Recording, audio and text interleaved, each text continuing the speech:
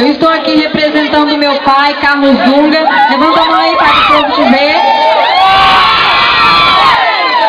E nessa noite, gente, eu quero pedir a vocês um voto de confiança para este homem guerreiro, para este homem trabalhador, para este homem batalhador, para este homem humilde. Estou aqui pedindo a você que ainda não tem candidato a vereador, você que ainda está indeciso, estou pedindo o seu voto. Dê um voto de confiança para o meu pai. E para prefeito, vote 15, vote Dino, vote para o vice-Valdo, porque o povo de São Miguel já cansou de promessas. O povo quer ver crescimento, o povo quer ver o desenvolvimento de São Miguel. E eu digo com toda certeza para vocês que crescimento e desenvolvimento nós só vamos ver aqui nesta cidade com Dino e vice-Valdo. Agora sim!